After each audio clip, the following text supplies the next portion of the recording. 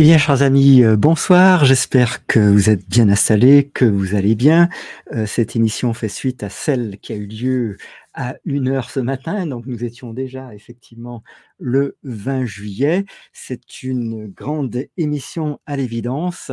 Je vous rappelle que ces émissions ont pour objet la lecture à haute voix du livre qui s'intitule, comme vous le voyez à l'écran, La plus dangereuse superstition.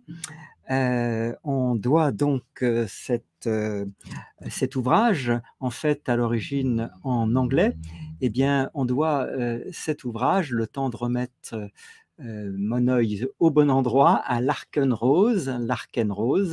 Et donc, nous l'avons commencé cette nuit pour les 10 premières pages.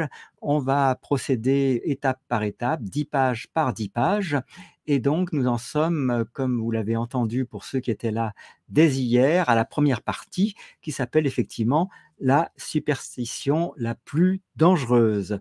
On a commencé par le mot de la fin, c'était l'objet du premier paragraphe, puis on a ensuite évoqué dans un deuxième paragraphe une vue d'ensemble. Donc, on a évoqué la première partie, laquelle fait encore l'objet de cette émission, la deuxième, la troisième et la quatrième. Et puis ensuite, on est rentré vraiment dans le vif du sujet avec identifier l'ennemi. Alors aujourd'hui, le premier paragraphe qui fait suite à cette première partie va s'appeler le gouvernement, s'appelle déjà le gouvernement n'existe pas. Alors bien évidemment, merci à toutes et à tous pour vos commentaires. Merci à Boussa de Chabani qui nous dit, je vous laisse lire à l'écran, hein, bonsoir de Kabylie, ça fait plaisir de voyager grâce à toi. J'espère que vous allez bien. Ici, ça va très bien. Bon, c'est pas vraiment un four, et heureusement. Nous sommes dans la ville de Brest pour faire cette émission. Et donc voilà, avec des températures certes relativement soutenues, mais tout à fait agréables pour nous autres, les Bretons. Alors, merci pour tous tes commentaires. J'en passe quelques-uns en revue. Le livre, j'ai écouté ton live d'hier soir, hein, ce livre que vous avez sous les yeux. Eh bien, c'est une bombe atomique. Oups, je vais chercher un PDF de ce livre, car ici, en Algérie, Kabylie, il est introuvable. Alors, quand on aura fini la traduction, parce qu'en fait, nous, on est parti d'un PDF en anglais. Quand on aura fini la traduction, c'est promis, on va vous mettre le PDF en français en téléchargement et on vous mettra dans le chat le lien du téléchargement. Alors, comme il faut compter à raison de 200 pages pour le PDF en anglais, une vingtaine d'émissions, si on se limite à un format de 10 pages, hein, eh bien, il falloir patienter encore quelques semaines avant d'avoir ce PDF, mais c'est promis, on ne vous oubliera pas, vous aurez donc le PDF en anglais.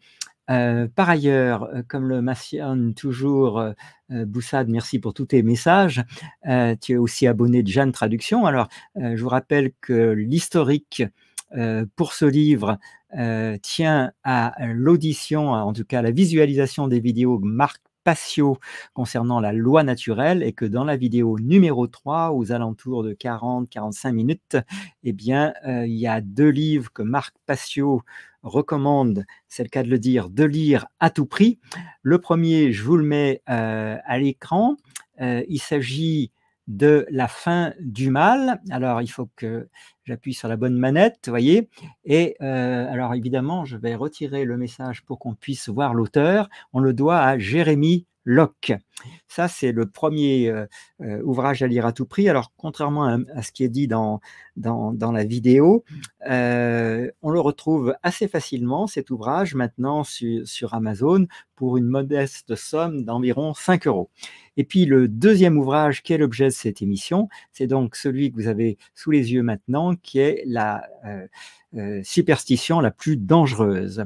Voilà, donc je vous encourage évidemment à aller sur la chaîne de Jeanne Traduction pour écouter l'intégralité de ces 5 vidéos concernant la loi naturelle par Marc Passio. C'est le cas de le dire, c'est un peu un jeu de mots avec son nom de famille, c'est absolument passionnant.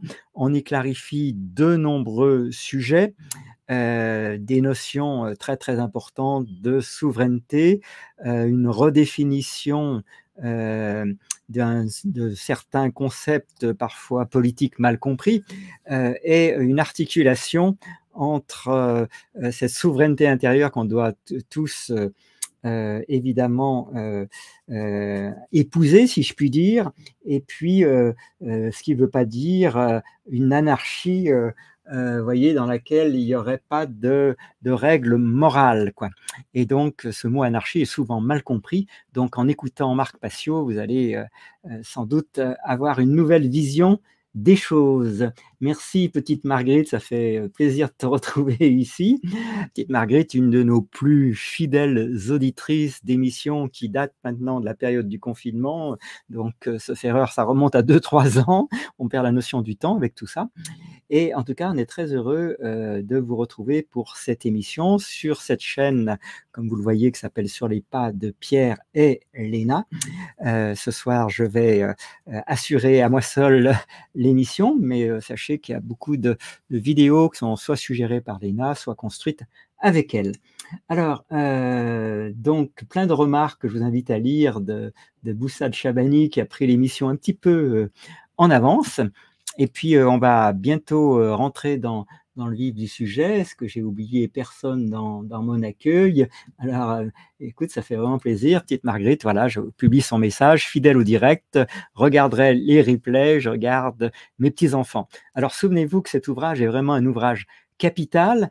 Certains peuvent avoir des difficultés avec deux notions qui, selon Marc, alors décidément, il faut encore que je me familiarise avec le nom, le fameux Marc dont je vous parle dans cette loi naturelle, Marc Passio.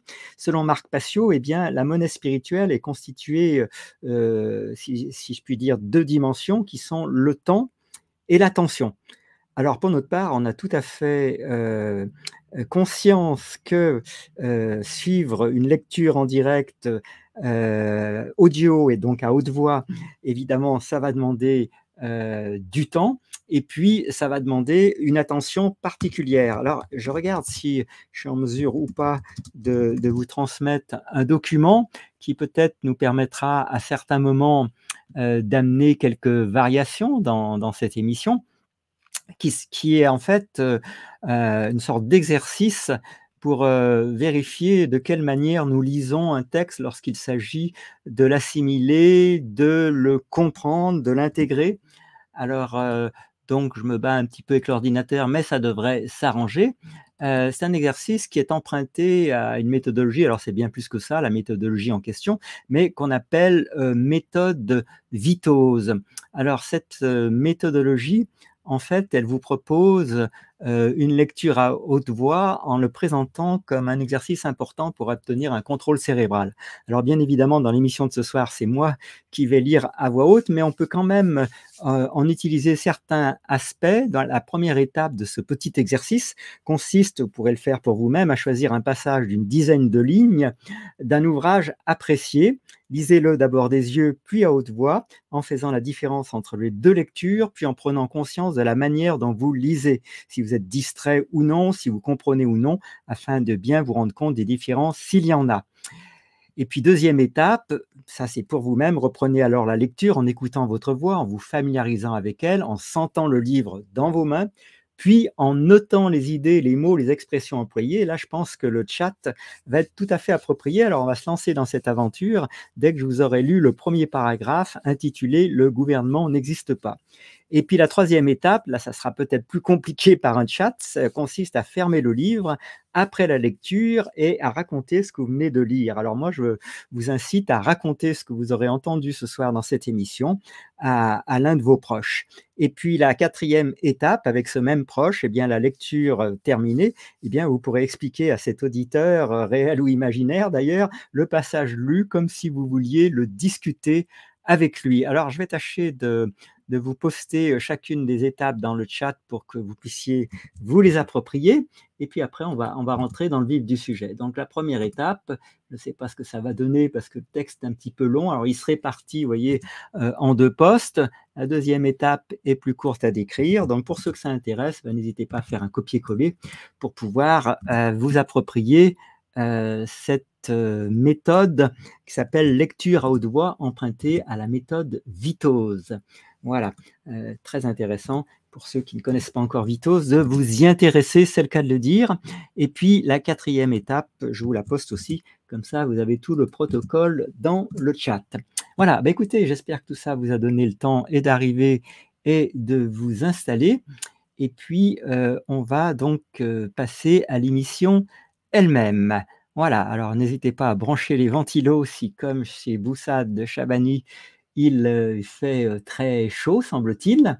Et puis, bonsoir à Jérôme Beige, Ouage, pardon si j'écorche le nom. Voilà. D'être là, restez courtois quoi qu'il arrive. Et puis, nous rentrons dans la lecture de ce livre à haute voix. Alors, le gouvernement n'existe pas. La plupart des gens pensent que le gouvernement, tout ça étant placé entre guillemets, est nécessaire même s'ils reconnaissent que l'autorité, toujours mise entre guillemets, conduit souvent à la corruption et aux abus. Alors notez bien les mots qui vous paraissent capitaux dans ce paragraphe, parce que je vous inviterai à les poster dans le chat. Ils savent que le gouvernement peut être inefficace, injuste, déraisonnable et oppressif, mais ils continuent de croire que l'autorité peut être une force au service du bien. Ce qu'ils ne réalisent pas, c'est que le problème n'est pas seulement que le gouvernement produit des résultats médiocres ou que l'autorité est souvent utilisée à mauvais escient. Le problème est que le concept lui-même est totalement irrationnel et contradictoire. Ce n'est rien d'autre qu'une superstition, dépourvue de tout support logique ou probant, à laquelle les gens adhèrent uniquement à la suite d'un endoctrinement sectaire constant destiné à cacher l'absurdité logique du concept. Il ne s'agit pas d'une question de degré ou de la manière dont elle est utilisée. La vérité est que l'autorité n'existe pas et ne peut pas exister du tout, et le fait de ne pas reconnaître ce fait a conduit des milliards de personnes à croire des choses et à faire des choses qui sont horriblement destructrices. Il ne peut y avoir de bonne autorité. En fait, il n'y a pas d'autorité du tout. Aussi étrange que cela puisse paraître, il est facile de le prouver. Alors, prêtons-nous à ce petit exercice, si vous voulez bien, de ce que vous venez d'entendre, environ deux minutes de lecture à haute voix. Quels sont les mots qui vous reviennent? Alors, je joue le jeu avec vous, évidemment, sans lire mon papier. Je pense que vous avez tous et toutes entendu le mot autorité, revenir.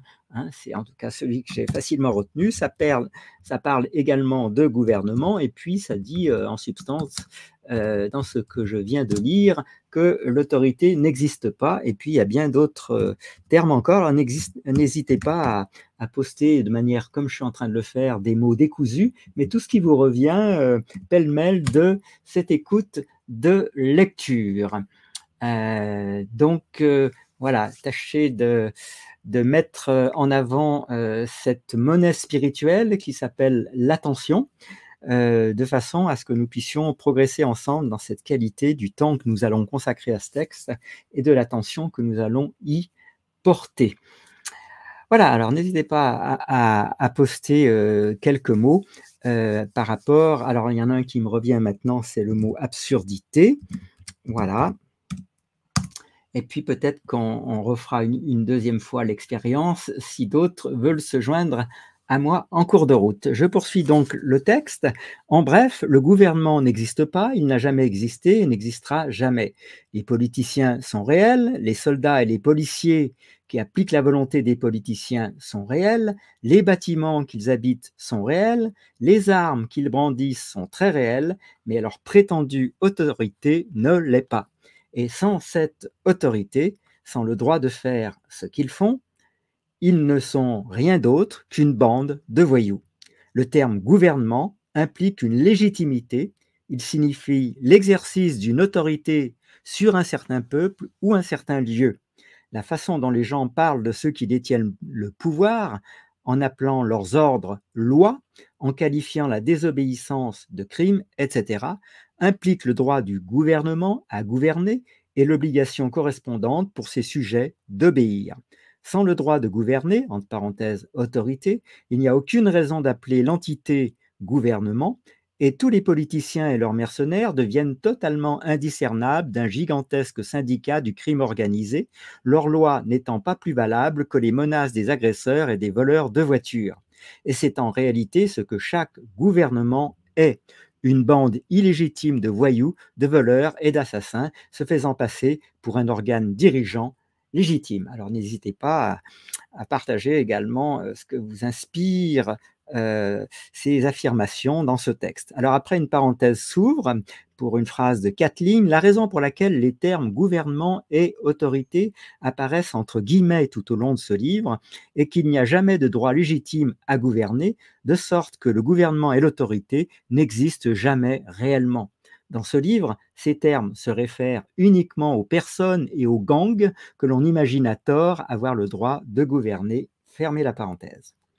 Toutes les discussions politiques courantes, tous les débats sur ce qui devrait être légal, entre guillemets, et illégal, toujours entre guillemets, sur ce qui devait, sur qui, pardon, devrait être mis au pouvoir, sur ce que devrait être la politique nationale, sur la manière dont le gouvernement devrait traiter les différents problèmes, tout cela est totalement irrationnel et constitue une perte de temps totale, car tout cela repose sur la fausse prémisse qu'une personne peut avoir le droit d'en gouverner une autre, que l'autorité peut même exister.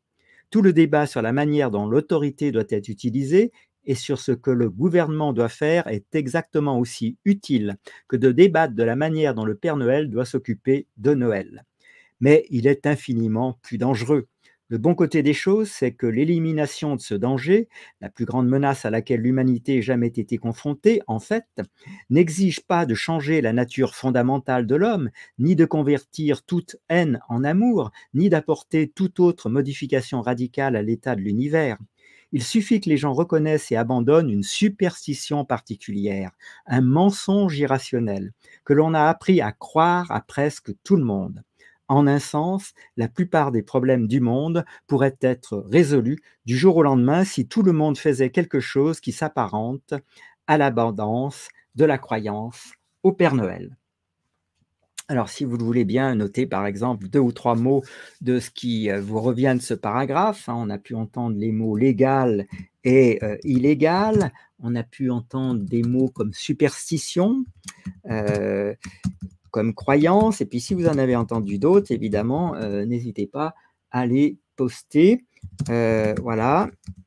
Et puis, le mot de gouvernement et ce mot d'autorité qui revient évidemment constamment. Voilà, donc, après chaque paragraphe, un petit retour. Alors, écoutez, vous allez trouver également sur notre chaîne YouTube à l'instant où je vous parle, la dernière vidéo pour ceux que cela intéresse de suivre avec un autre regard ce conflit, je ne sais pas comment il faut l'appeler, otano-ukrainien et plus encore, eh bien, vous aurez la dernière vidéo de Xavier Moreau. Elle vient d'être postée. Alors, donc, après la fermeture de cette parenthèse, je poursuis. Toutes les discussions politiques courantes, tous les débats sur ce qui devrait être légal et illégal, sur ce qui devrait être mis au pouvoir, sur ce que devrait être la politique nationale, sur la manière dont le gouvernement devrait traiter les différents problèmes, tout cela est totalement irrationnel. C'est ce que nous venons de lire et constitue une perte de temps totale. Je passe donc maintenant au paragraphe suivant. Toute idée ou solution proposée à un problème qui dépend de l'existence d'un gouvernement et qui inclut absolument tout ce qui relève du domaine politique est intrinsèquement invalide. Pour utiliser une analogie, 2 personnes pourraient s'engager dans une discussion utile et rationnelle sur la question de savoir si l'énergie nucléaire ou les barrages hydroélectriques sont le meilleur moyen de produire de l'électricité pour leur ville. Mais si quelqu'un suggérait qu'une meilleure option serait de produire de l'électricité à l'aide de poussière de butin, ces commentaires seraient et devraient être rejetés comme ridicules parce que les vrais problèmes ne peuvent pas être résolus par des entités mythiques. Toutes les discussions politiques reposent sur une hypothèse incontestée mais fausse que tout le monde prend pour argent comptant simplement parce qu'il voit et entend tout le monde répéter le mythe, l'idée qu'il puisse exister une chose telle qu'un gouvernement légitime. Le problème des idées fausses populaires est justement qu'elles sont populaires. Lorsqu'une croyance, même la plus ridicule et la plus illogique, est partagée par la plupart des gens, elle ne semblera pas déraisonnable à ceux qui y croient. Continuer à croire sera facile et sûr, tandis que la remettre en question sera inconfortable et très difficile, voire impossible. Même les nombreuses preuves du pouvoir terriblement destructeur du mythe de l'autorité à un niveau presque incompréhensible et remontant à des milliers d'années n'ont pas été suffisantes pour que plus d'une poignée de personnes commencent à remettre en question le concept fondamental. C'est ainsi que, se croyant éclairés et sages, les êtres humains continuent de trébucher sur des catastrophes colossales, faute de pouvoir se débarrasser de la plus dangereuse des superstitions, la croyance en l'autorité. Alors maintenant, on passe à un nouveau paragraphe dont je vous poste le titre qui s'appelle « Les ramifications de la superstition ».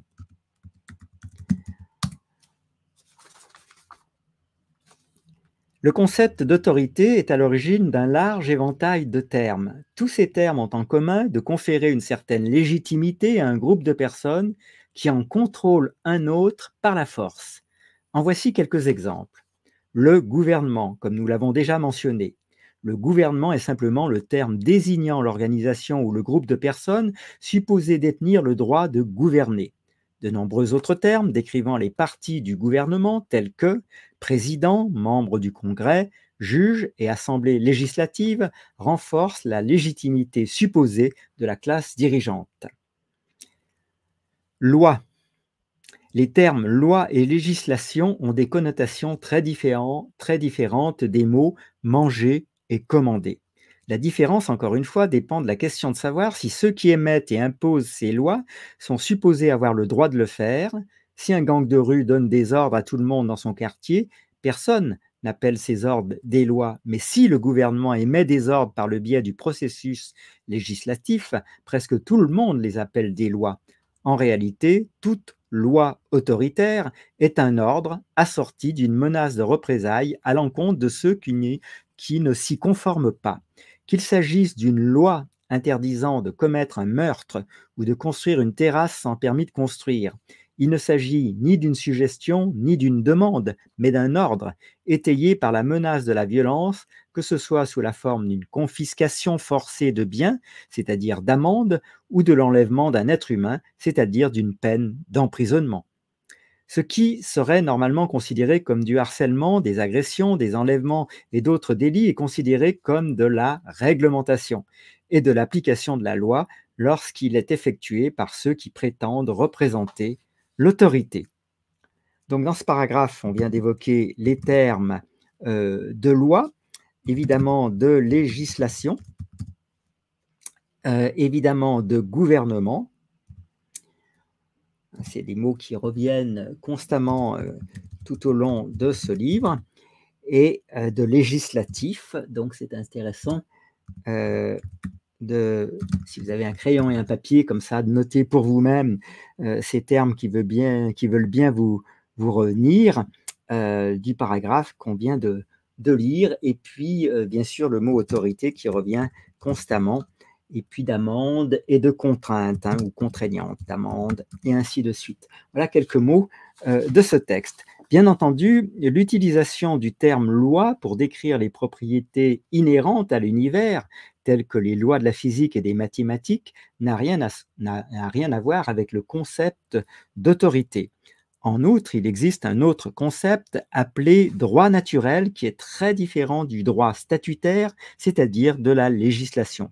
Le concept de droit naturel est qu'il existe des normes de bien et de mal intrinsèques à l'humanité qui ne dépendent d'aucune autorité humaine et qui en fait supplantent toute autorité humaine. Bien que ce concept ait fait l'objet de nombreuses discussions dans un passé pas si lointain, il est rare d'entendre les Américains utiliser le terme loi dans un tel contexte aujourd'hui, et ce concept n'est pas ce que l'on entend par loi dans ce livre. Donc, dans ce paragraphe qui vient de se terminer, on vient de parler de droit naturel, et puis qu'on a opposé en fait à un droit statutaire, voilà, c'est-à-dire de la législation. Alors, si vous avez d'autres mots, n'hésitez pas à compléter les postes que je fais à la fin de chaque paragraphe. On aborde un nouveau paragraphe qui concerne le crime. Deux points. L'envers du concept de loi est le concept de crime, l'acte de désobéir à la loi. L'expression commettre un crime a évidemment une connotation négative. La notion selon laquelle enfreindre la loi est moralement répréhensible implique que l'ordre auquel on obéit est intrinsèquement légitime sur la base de la personne qui a donné l'ordre. Si un gang de rue dit à un propriétaire de magasin: vous nous donnez la moitié de vos bénéfices ou nous vous faisons du mal, personne ne considérera le propriétaire du magasin comme un criminel s'il résiste à cette extorsion. Mais si la même demande est faite par ceux qui portent l'étiquette de gouvernement et que cette demande est appelée loi et impôt, alors ce même propriétaire de magasin serait considéré par presque tout le monde comme un criminel s'il refusait d'obtempérer. Alors, les mots qui viennent de ce paragraphe, il y a le mot crime, on est d'accord là-dessus, je pense, et puis crime va avec criminel, bien évidemment, et puis on a parlé de loi et d'impôt, et n'hésitez pas à compléter de façon à muscler les uns et les autres notre attention à ce texte. Les termes crime et criminel ne font même pas allusion à la loi à laquelle on désobéit. Il y a 100 ans, c'était un crime d'apprendre à lire à un esclave. Dans l'Allemagne de 1940-1945, c'était un crime de cacher des juifs aux SS. En Pennsylvanie, c'est un crime de dormir dans ou sur un réfrigérateur à l'extérieur. Littéralement, commettre un crime signifie désobéir aux ordres des politiciens, et un criminel est toute personne qui agit de la sorte. Là encore, ces termes ont une connotation négative évidente. La plupart des gens ne veulent pas être traités de criminels et considèrent comme une insulte le fait de traiter quelqu'un d'autre de criminel. Encore une fois, cela implique que l'autorité qui émet et applique les lois a le droit de le faire. Alors, donc on est dans ce paragraphe où nous venons de parler de crime et de criminel. On a évoqué à un moment donné l'Allemagne. Et puis, on a évoqué les lois et le fait de désobéir aux ordres.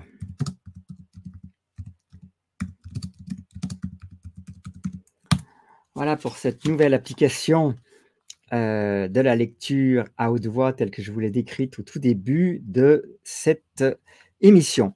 Les législateurs. Deux points. Le concept de législateur comporte un étrange paradoxe. Il est perçu comme ayant le droit de donner des ordres, d'imposer des taxes, de réglementer le comportement et de contrôler les gens de manière coercitive, mais seulement s'il le fait par le biais du processus législatif. Les membres des assemblées législatives du gouvernement sont considérés comme ayant le droit de gouverner, mais seulement s'ils exercent leur autorité, supposée, par le biais de certains rituels politiques acceptés. Lorsqu'ils le font, les législateurs sont imaginés comme ayant le droit de donner des ordres et d'engager des personnes pour les appliquer dans des situations où des individus normaux n'auraient pas ce droit. En d'autres termes, le grand public s'imagine honnêtement que la moralité est différente pour les législateurs et pour tout le monde. Exiger de l'argent sous la menace de la violence est un vol immoral lorsque la plupart des gens le font, mais est considéré comme une imposition lorsque les hommes politiques le font. Diriger les gens et contrôler leurs actions par la force est considéré comme du harcèlement, de l'intimidation et de l'agression lorsque la plupart des gens le font, mais est considéré comme de la réglementation et de l'application de la loi lorsque les politiciens le font. Vous voyez, on imagine le tableau à deux colonnes, là, hein, les politiciens et puis tout le monde. On les appelle législateurs plutôt que faiseurs de menaces parce que leurs ordres, s'ils sont donnés par le biais de certaines procédures législatives, sont considérés comme intrinsèquement légitimes. En d'autres termes, ils sont considérés comme une autorité et l'obéissance à leurs ordres législatifs est considérée comme un impératif moral. Donc là, on vient de parler des législateurs. On va maintenant parler, je suppose que ça va vous intéresser, des forces de l'ordre. Alors, les forces de l'ordre, l'un des exemples les plus courants d'autorité que de nombreuses personnes voient au quotidien est celui des personnes qui portent l'étiquette de police ou de force de l'ordre. Le comportement des forces de l'ordre et la manière dont elles sont considérées et traitées par les autres montrent clairement qu'elles ne sont pas simplement considérées comme des personnes, mais comme des représentants de l'autorité à laquelle des normes morales très différentes sont censées s'appliquer. Supposons par exemple que quelqu'un roule dans la rue sans savoir que l'un de ses feux de freinage a grillé. Si un citoyen ordinaire obligeait le conducteur à s'arrêter et lui demandait ensuite une forte somme d'argent, le conducteur serait scandalisé, ce qui serait considéré comme de l'extorsion, du harcèlement, voire une agression et un enlèvement. Mais lorsqu'une personne prétendant agir au nom du gouvernement fait exactement la même chose en allumant ses feux et en poursuivant la personne si elle ne s'arrête pas, et en émettant ensuite une contravention, la plupart des gens considèrent que ces actions sont parfaitement légitimes. Dans un sens très réel, les personnes qui portent des badges et des uniformes ne sont pas considérées comme de simples personnes par tous les autres. Elles sont considérées comme le bras d'une chose abstraite appelée autorité. Par conséquent, le bien-fondé du comportement des officiers de police et la justesse de leurs actions sont mesurés à l'aune d'une norme bien différente de celle qui s'applique au comportement de tout un chacun. Ils sont jugés sur leur capacité à faire respecter la loi plutôt que sur la conformité de leurs actions individuelles avec les normes normales du bien et du mal qui s'appliquent à tout le monde. Cette différence est exprimée par les responsables de l'application de la loi eux-mêmes qui défendent souvent leurs actions en disant des choses telles que « je ne fais pas la loi, je ne fais que l'appliquer ». Manifestement, ils s'attendent à être jugés uniquement sur la manière dont ils exécutent fidèlement la volonté des législateurs plutôt que sur le fait qu'ils se comportent comme des êtres humains civilisés et rationnels. Donc, on a évoqué, entre autres choses, dans ce dernier paragraphe, les officiers de police. On va maintenant évoquer pays et nation. Les concepts de loi et de crime sont des dérivés évidents des concepts de gouvernement et d'autorité. Mais de nombreux autres mots de la langue anglaise sont soit modifiés par la croyance en l'autorité, soit existent entièrement en raison de cette croyance. Un pays ou une nation, par exemple, est un concept purement politique. La ligne qui entoure un pays est par définition la ligne qui définit la zone sur laquelle une autorité particulière revendique le droit de gouverner, ce qui distingue cet endroit des zones sur lesquelles d'autres autorités revendiquent le droit de gouverner. Les lieux géographiques sont bien sûr très réels, mais le terme pays ne se réfère pas seulement à un lieu, il s'agit toujours d'une juridiction politique, autre terme issu de la croyance en l'autorité. Lorsque les gens parlent d'aimer leur pays, ils sont rarement capables de définir ce que cela signifie. Mais en fin de compte, la seule chose que le mot pays peut signifier n'est ni le lieu, ni le peuple, ni aucun principe, ce concept abstrait, mais simplement le territoire que certaines bandes prétendent avoir le droit de gouverner. À la lumière de ce fait, le concept d'aimer son pays est une idée très étrange, une exprime guère plus qu'un attachement psychologique aux sujets qui sont contrôlés par la même classe dirigeante, ce qui n'est pas du tout ce que la plupart des gens envisagent lorsqu'ils ressentent la loyauté nationale et du patriotisme. Les gens sentir de l'amour, certaines cultures, un lieu, et les personnes qui y vivent pour un idéal philosophique et confondent cela avec l'amour du pays. Les enfants de compte, un pays est simplement la région qu'un gouvernement particulier revendique le droit de gouverner. C'est ce qui définit les frontières, et ce sont ces frontières qui définissent le pays. Donc voilà pour ce thème que nous venons de traiter, qui s'intitule « Les ramifications de la superstition ». On va maintenant tenter, comme l'indique le titre du paragraphe suivant, au demeurant très court, de rationaliser l'irrationnel. Rationaliser l'irrationnel, donc je vous note le titre de paragraphe, peut-être avec une faute, non ça va, c'est parfait. Les personnes qui se considèrent comme éduquées, ouvertes d'esprit et progressistes ne veulent pas se considérer comme les esclaves d'un maître, ni même comme les sujets d'une classe dirigeante. Pour cette raison, beaucoup de rationalisation et d'obscurcissement ont été faits pour tenter de nier la nature fondamentale du gouvernement en tant que classe dirigeante. Beaucoup de gymnastique verbale, de terminologie trompeuse et de mythologie ont été fabriquées pour tenter d'obscurcir la véritable relation entre les gouvernements et leurs sujets. Cette mythologie est enseignée aux enfants en tant qu'instruction civique, même si la plupart d'entre elles est complètement illogique et va à l'encontre de toutes les évidences. Voici quelques-uns des types de propagande les plus populaires utilisés pour obscurcir la nature de l'autorité. Alors, voici un type de propagande qui va s'appeler le mythe du consentement. Le mythe du consentement. Dans le monde moderne, l'esclavage est presque universellement condamné, mais la relation d'une autorité perçue avec son sujet ressemble beaucoup à la relation d'un maître d'esclave, propriétaire, avec un esclave qui est donc sa propriété. Ne voulant pas admettre cela et ne voulant pas tolérer ce qui équivaut à de l'esclavage, ceux qui croient en l'autorité sont entraînés à mémoriser et à répéter une rhétorique manifestement inexacte destinée à dissimuler la véritable nature de la situation. L'expression consentement des gouvernés en est un exemple. Il y a deux façons fondamentales d'interagir, par accord mutuel ou par menace ou violence d'une personne pour imposer sa volonté à une autre. La première méthode, donc accord mutuel, peut être qualifiée de consentement. Les deux parties s'accordent volontairement et volontairement sur ce qui doit être fait. La seconde peut être qualifiée de gouvernance. Une personne en contrôle une autre. Ces deux notions, consentement et gouvernement étant opposées, le concept de consentement des gouvernés est une contradiction. S'il y a consentement mutuel, il ne s'agit pas d'un gouvernement. S'il y a gouvernement, il n'y a pas de consentement. Certains prétendront qu'une majorité ou le peuple dans son ensemble a donné son consentement à être gouverné, même si de nombreux individus ne l'ont pas fait. Mais un tel argument renverse le concept de consentement. Personne, individuellement ou en tant que groupe, ne peut consentir à ce que quelque chose soit fait à quelqu'un d'autre. Ce n'est tout simplement pas ce que signifie le terme consentement. Il est illogique de dire « je consens à ce que tu sois volé ».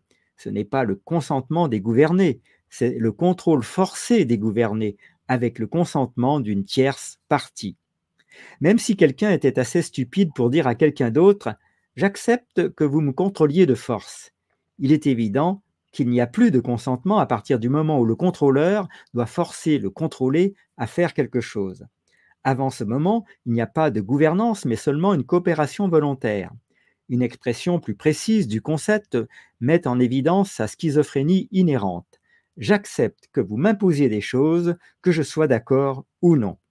Mais en réalité, personne n'accepte jamais de baisser les membres du gouvernement faire ce qu'ils veulent. Alors, pour fabriquer du consentement, là où il n'y en a pas, les adeptes de l'autorité ajoutent une autre étape, encore plus bizarre, à la mythologie. La notion de consentement implicite. L'idée est que le simple fait de vivre dans une ville, un État ou un pays implique que l'on accepte de se conformer aux règles édictées par les personnes qui prétendent avoir le droit de gouverner cette ville, cet État ou ce pays. L'idée est que si quelqu'un n'aime pas les règles, il est libre de quitter la ville, l'État ou le pays, et s'il choisit de ne pas partir, cela revient à consentir à être contrôlé par les dirigeants de cette juridiction. Alors, petite pause pour lire vos messages. Boussad nous est revenu, si je comprends bien, et donc il nous parle à juste titre de tous ces systèmes de croyances. Alors, évidemment, c'est peut-être le moment, alors j'aurais peut-être dû scanner ça auparavant, de vous faire imaginer en quelque sorte 4 carrés avec dans chaque carré un mot. Alors que, je ne sais pas si je vais être très clair, mais dans un des carrés, il y aurait justement ce mot croyance. Et ces croyances, selon par exemple Anthony Robbins, l'auteur du livre Pouvoir illimité, eh bien ces croyances, elles engendrent des capacités. Ces capacités engendrent des comportements. Ces comportements engendrent des résultats qui viennent renforcer les croyances. Donc si vous disposez un mot dans chaque carré avec une flèche débouchant d'un carré à l'autre, vous voyez bien que ce qui pilote le tout, c'est pas tant nos comportements que nos croyances. Bien qu'elle soit constamment répétée comme une parole d'évangile, cette idée défie le bon sens. Elle n'a pas plus de sens qu'un voleur de voiture arrêtant un conducteur un dimanche et lui disant: en conduisant une voiture dans ce quartier le dimanche, vous acceptez de me donner votre voiture. Il est évident qu'une personne ne peut pas décider de ce qui constitue l'accord de quelqu'un d'autre. Il y a accord lorsque deux personnes ou plus communiquent leur volonté mutuelle de conclure un arrangement. Le simple fait d'être né quelque part ne constitue pas un accord, pas plus que le fait de vivre dans sa propre maison lorsqu'un roi ou un politicien a déclaré qu'elle faisait partie du royaume qu'il gouverne. C'est une chose que quelqu'un dise: si tu veux monter dans ma voiture, tu ne dois pas fumer, ou tu ne peux entrer dans ma maison que si tu enlèves tes chaussures. C'en est une autre que d'essayer de dire à d'autres personnes ce qu'elles peuvent faire sur leur propre propriété. Celui qui a le droit de fixer les règles d'un lieu particulier est par définition le propriétaire de ce lieu. C'est la base de l'idée de propriété privée. Il peut y avoir un propriétaire qui a le droit exclusif de décider de ce qui est fait avec et sur cette propriété. Le propriétaire d'une maison a le droit d'empêcher les autres d'y entrer et par extension, le droit de dire aux visiteurs ce qu'ils peuvent et ne peuvent pas faire tant qu'ils sont dans la maison. Cela nous éclaire sur l'hypothèse sous-jacente à l'idée de consentement implicite. Dire à quelqu'un que ses seuls choix valables sont soit de quitter le pays, soit de se confronter aux ordres des politiciens implique logiquement que tout ce qui se trouve dans le pays est la propriété des politiciens. Si une personne peut passer des années à payer sa maison ou même la construire elle-même et qu'elle n'a d'autre choix que d'obéir aux politiciens ou de partir, cela signifie que sa maison et le temps et les efforts qu'elle a investis dans cette maison sont la propriété des politiciens. Et le fait que le temps et les efforts d'une personne appartiennent légitimement à une autre est la définition de l'esclavage. C'est exactement ce que signifie la théorie du consentement implicite. Chaque pays est une immense plantation d'esclaves et toutes et tous y sont la propriété des politiciens. Et bien entendu, le maître n'a pas besoin du consentement de son esclave. Alors, une petite pause pour lire vos messages. Alors, le dernier de Bouchade nous dit ceci: d'un égrégore à un autre, gilets jaunes, Covid, guerre en Ukraine et aujourd'hui climat. L'essentiel pour eux, c'est de nous maintenir dans la peur et les croyances fabriquées de toutes pièces. Ben, merci pour ton commentaire.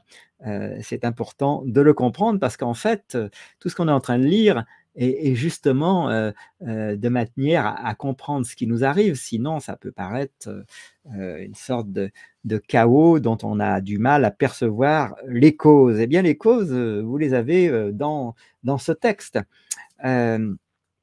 Les partisans du gouvernement n'expliquent jamais comment quelques hommes politiques ont pu acquérir le droit de revendiquer unilatéralement la propriété exclusive de milliers de kilomètres carrés de terre où d'autres personnes vivaient déjà comme leur territoire pour le gouverner et l'exploiter comme ils l'entendent. Ce ne serait pas différent d'un fou qui dirait: je déclare par la présente que l'Amérique du Nord est mon domaine légitime, de sorte que tous ceux qui vivent ici doivent faire ce que je dis. L'attitude obéir ou partir, on se souvient de certaines phrases lapidaires de nos politiciens, pose également un problème pratique, à savoir que le fait de partir ne ferait que déplacer l'individu vers une autre plantation d'esclaves géante, un autre pays. Le résultat final est que tout le monde sur Terre est un esclave, le seul choix étant de savoir sous quel maître vivre. Cela exclut totalement la liberté réelle. Plus précisément, ce n'est pas ce que signifie le terme consentement. La croyance selon laquelle les politiciens possèdent tout est démontrée de manière encore plus spectaculaire dans le concept des lois sur l'immigration. Vous voyez qu'on va avoir un bel éclairage, j'en suis sûr, sur les événements qui viennent de se dérouler en France. L'idée qu'un être humain a besoin de la permission des politiciens pour mettre le pied dans un pays entier. La notion que cela peut être un crime pour quelqu'un de franchir une ligne invisible entre une juridiction autoritaire et une autre implique que le pays entier est la propriété de la classe dirigeante. Si un citoyen n'est pas autorisé à embaucher un étranger illégal, n'est pas autorisé à commercer avec lui, n'est même pas autorisé à inviter un illégal dans sa propre maison, alors ce citoyen individuel ne possède rien et les politiciens possèdent tout. Alors, on fait une petite pause, après chaque paragraphe, quand il y a des remarques. Alors merci pour ta participation, fort active, donc Boussad, chez moi en Kabylie, en Algérie, il fait toujours 49 degrés depuis le début juillet. Pourquoi ils manipulent les Français par la peur en disant que 30 degrés, il fait chaud, alerte? Ouais, c'est la bonne question et puis sans parler des couleurs de cartes, dont les codes ont changé, hein. Avant à 25 degrés, tout était en vert, maintenant, déjà à 25 degrés, tout est en rouge. Donc voilà, merci pour ta réflexion. Non seulement la théorie du consentement implicite est logiquement erronée, mais elle ne décrit manifestement pas la réalité. Tout gouvernement qui aurait le consentement de ses sujets n'aurait pas besoin et n'aurait pas d'agents chargés de faire respecter la loi. L'application de la loi n'a lieu que si quelqu'un ne consent pas à quelque chose. Toute personne ayant les yeux ouverts peut voir que le gouvernement, sur une base régulière, fait des choses à beaucoup de gens contre leur volonté. Être conscient de la myriade de percepteurs d'impôts, de flics, d'inspecteurs et de régulateurs, de gardes-frontières, d'agents des stupéfiants, de procureurs, de juges, de soldats et de tous les autres mercenaires de l'État, et continuer à prétendre que le gouvernement fait ce qu'il fait avec le consentement des gouvernés est tout à fait ridicule. Chaque individu, s'il est un tant soit peu honnête avec lui-même, sait que ceux qui détiennent le pouvoir ne se soucient pas de savoir s'il consent à se conformer à leurs lois. Les ordres des politiciens seront exécutés par la force brute si nécessaire, avec ou sans le consentement de l'individu. Alors on aborde un nouveau paragraphe avec ce titre de paragraphe, plus de mythologie. Donc, ce qui me laisse supposer qu'on va parler davantage de mythologie. Outre le mythe du consentement des gouvernés, d'autres dictons et rhétoriques dogmatiques sont souvent répétés, bien qu'ils soient totalement inexacts. Par exemple, aux États-Unis, on enseigne et on répète fidèlement des idées telles que «nous sommes le gouvernement travaille pour nous» et «le gouvernement nous représente», des aphorismes qui sont manifestement faux, bien qu'ils soient constamment répétés par les dirigeants et les sujets. L'une des affirmations les plus bizarres et les plus délirantes, mais très répandues, est que le gouvernement, c'est nous, le peuple. On apprend aux écoliers à répéter cette absurdité, même si tout le monde est parfaitement conscient que les politiciens émettent des ordres et des demandes et que tous les autres s'y conforment ou sont punis. Aux États-Unis, il y a une classe dirigeante et une classe soumise, et les différences entre elles sont nombreuses et évidentes. Un groupe commande, l'autre obéit. Un groupe exige d'énormes sommes d'argent, l'autre groupe paye. Un groupe dit à l'autre où il peut vivre, où il peut travailler, ce qu'il peut manger, ce qu'il peut boire, ce qu'il peut conduire, pour qui il peut travailler, quel travail il peut faire, etc. Un groupe prend et dépense des milliers de milliards de dollars de ce que l'autre groupe gagne. Un groupe est entièrement constitué de parasites économiques, tandis que les efforts de l'autre groupe produisent toute la richesse. Dans ce système, il est manifestement évident de savoir qui commande et qui obéit. Le peuple n'est pas le gouvernement, loin s'en faut, et il faut un profond déni pour croire le contraire.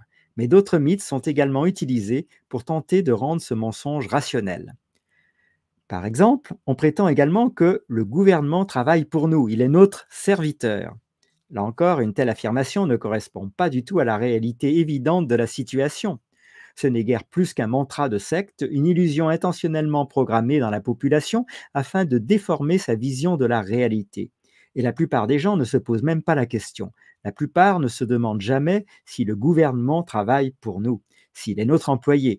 Pourquoi décide-t-il du montant de notre salaire? Pourquoi notre employé décide-t-il de ce qu'il fera pour nous? Pourquoi notre employé nous dit-il comment vivre notre vie? Pourquoi notre employé exige-t-il notre obéissance pour tous les ordres arbitraires qu'il émet, envoyant des agents armés à nos trousses si nous désobéissons? On se souvient tous en Bretagne de la poursuite de grand-mère marchant sur une plage sans masque au moment de ces fameux confinements, s'il le faut en déplaçant un hélicoptère à 300 000, 3500, si j'ai bonne mémoire, euros le prix de la sortie. Pour le dire en termes simples et personnels, si quelqu'un peut vous diriger et prendre votre argent, il n'est pas votre serviteur. Et s'il ne peut pas faire ces choses, il n'est pas le gouvernement. Aussi limité soit-il, le gouvernement est l'organisation dont on pense qu'elle a le droit de contrôler de force le comportement de ses sujets par le biais de lois, ce qui rend la rhétorique communément admise sur les fonctionnaires tout à fait ridicule. Imaginer qu'un dirigeant puisse être le serviteur de ceux qu'il gouverne est manifestement absurde. Pourtant, cette impossibilité est présentée comme un évangile indiscutable dans les cours d'éducation civique. Alors, petite pause avec les commentaires de Boussade, qui est le plus présent en tout cas. C'est nous le pouvoir, bien sûr, si nous utilisons notre bon sens et notre esprit critique. Alors, vous savez que ce mot bon sens, il faudrait presque l'écrire en majuscule, hein. Le bon sens devrait définir la morale, notre sens du bien et du mal et notre esprit critique. Posez des questions et dites non là où il faut le dire sans hésitation. Vaccin non, masque non, guerre non, etc. Un mensonge encore plus répandu pour tenter de dissimuler la relation maître-esclave entre le gouvernement et le public est la notion de, accrochez-vous, gouvernement représentatif. On prétend que le peuple, en élisant certains individus à des postes de pouvoir, choisit ses dirigeants et que les personnes en place ne font que représenter la volonté du peuple. Là encore, non seulement cette affirmation ne correspond pas du tout à la réalité, mais la théorie abstraite sous-jacente est également intrinsèquement erronée. Dans le monde réel, les gouvernements dits représentatifs font constamment des choses que leurs sujets ne veulent pas qu'ils fassent. Ils augmentent les impôts, s'engagent dans des actions bellicistes, vendent leur pouvoir et leur influence à quiconque leur donne le plus d'argent, et ainsi de suite. Chaque contribuable peut facilement penser à des exemples de choses financées avec sa crinière qu'il désapprouve, qu'il s'agisse d'aide aux grandes entreprises, d'aide à certaines personnes, d'actions gouvernementales qui portent atteinte aux droits individuels ou simplement de la machine bureaucratique globale, gaspilleuse, corrompue et inefficace qu'est le gouvernement. Hein, on a vu ces jours-ci annoncer la somme que nous coûte cette soi-disant première dame, qui n'a en fait pas de statut en France sous ce terme-là, et puis toutes ces sommes investies pour envoyer des armes à l'Ukraine. Je serais curieux de savoir combien d'entre nous sont d'accord pour que cela soit ainsi. Personne ne peut honnêtement dire que le gouvernement fait tout ce qu'il veut et rien de ce qu'il ne veut pas.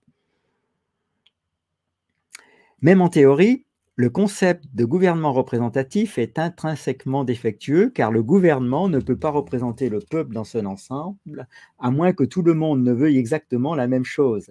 Parce que des personnes différentes veulent que le gouvernement fasse des choses différentes, le gouvernement ira toujours à l'encontre de la volonté d'au moins une partie de la population. Même si un gouvernement faisait exactement ce que la majorité de ses sujets souhaitent, ce qui n'arrive jamais en réalité, il ne servirait pas le peuple dans son ensemble. Il victimiserait de force des groupes plus petits au nom de groupes plus grands. On assiste à ça tous les jours, des sortes de pouvoirs de minorités érigés comme des majorités, etc. En outre, celui qui représente quelqu'un d'autre ne peut pas avoir plus de droits que celui qu'il représente. En effet, si une personne n'a pas le droit de s'introduire dans la maison de son voisin et de lui voler ses objets de valeur, elle n'a pas non plus le droit de désigner un représentant pour le faire à sa place.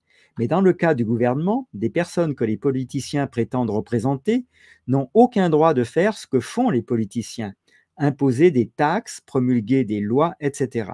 Les citoyens ordinaires n'ont pas le droit de contrôler par la force les choix de leurs voisins, de leur dire comment vivre leur vie et de les punir s'ils désobéissent. Il est intéressant de noter que même ceux qui parlent de gouvernement représentatif refusent d'accepter toute responsabilité personnelle pour les actions entreprises par ceux pour qui ils ont voté. Si le candidat de leur choix promulgue une loi nuisible, augmente les impôts ou fait la guerre, les électeurs ne ressentent jamais la même culpabilité ou la même honte que s'ils avaient eux-mêmes fait ces choses ou s'ils avaient engagé ou chargé quelqu'un d'autre de les faire. Ce fait démontre que même les électeurs les plus enthousiastes ne croient pas à la rhétorique du gouvernement représentatif et ne considèrent pas les hommes politiques comme leurs représentants. La terminologie ne correspond pas à la réalité et le seul but de la rhétorique est d'obscurcir le fait que la relation entre chaque gouvernement et ses sujets est la même que la relation entre un maître et un esclave. Un maître peut fouetter ses esclaves moins sévèrement qu'un autre. Un maître peut permettre à ses esclaves de conserver une plus grande part de ce qu'ils produisent. Un maître peut mieux s'occuper de ses esclaves, mais rien de tout cela ne change la nature fondamentale, sous-jacente de la relation maître-esclave. Celui qui a le droit de gouverner est le maître. Celui qui a l'obligation d'obéir est l'esclave. Et cela est vrai même lorsque les gens choisissent de décrire la situation en utilisant une rhétorique inexacte et des euphémismes trompeurs tels que gouvernement représentatif, consentement des gouvernés et volonté du peuple. La notion de gouvernement du peuple, par le peuple et pour le peuple, bien qu'elle soit une belle rhétorique politique, est une impossibilité logique. Une classe dirigeante ne peut pas plus servir ou représenter ceux qu'elle gouverne qu'un propriétaire d'esclaves ne peut servir ou représenter ses esclaves. La seule façon pour lui de le faire est de cesser d'être un propriétaire d'esclaves en libérant ses esclaves. De même, la seule façon pour une classe dirigeante de devenir le serviteur du peuple est de cesser d'être une classe dirigeante en renonçant à tout son pouvoir. Le gouvernement ne peut servir le peuple que s'il cesse d'être un gouvernement. Un autre exemple de doctrine irrationnelle est le concept d'état de droit. L'idée est que le gouvernement par de simples hommes est mauvais parce qu'il sert ceux qui ont une soif malveillante de pouvoir, alors que l'état de droit, selon la théorie, consiste à imposer des règles objectives et raisonnables à l'ensemble de l'humanité de manière égale. Un instant de réflexion révèle l'absurdité de ce mythe. Bien que l'on parle souvent de la loi comme d'un ensemble de règles sacrées et infaillibles découlant spontanément de la nature de l'univers, la loi n'est en réalité qu'un ensemble de commandements émis et appliqués par les membres du gouvernement. Il n'y aurait de différence entre l'état de droit et l'état des hommes que si les soi-disant lois étaient écrites par autre chose que des hommes. Voilà ce que je voulais vous partager aujourd'hui. Ça nous a pris environ, si j'ai bien noté le début de cette émission, 18h30, ça fait heure, eh bien ça nous a pris 1 heure, hein, vous voyez, pour lire une dizaine de pages. Donc on est d'accord, vous avez investi avec moi 2 éléments de votre monnaie spirituelle, selon toujours Marc, dont le nom définitivement ne veut pas s'imprimer dans ma mémoire. En tout cas, on va le retrouver avec cette diapositive. Marc Passio, hein, l'argent spirituel est constitué de temps et d'attention, et c'est selon lui la véritable monnaie. Alors évidemment, il y aurait tellement de choses pour ceux qui, comme Boussad Chabani et bien d'autres, ont déjà réfléchi à ces sujets. On y trouve des exemples par dizaines de ce qui nous arrive si on prend que les 5 dernières années, ces 5 dernières années, hein, sans parler, comme tu le mentionnes à la fin, de la fraude du nom légal, et puis sans parler que la plus grande prouesse de la franc-maçonnerie, c'est d'avoir créé l'école, l'État, République, gouvernement, Dieu, argent, loi maritime, justice et toutes les croyances malsaines.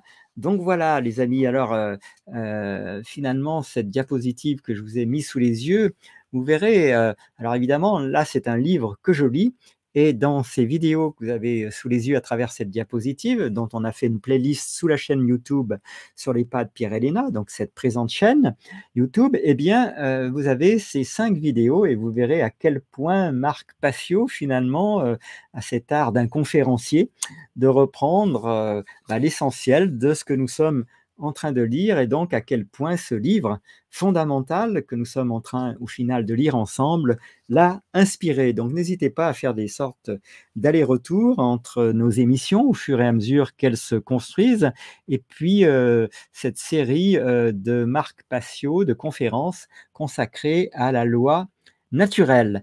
Il me reste à vous remercier infiniment d'avoir participé à ce live pour ceux qui l'ont pris en direct, et puis de remercier tous ceux qui le verront en replay.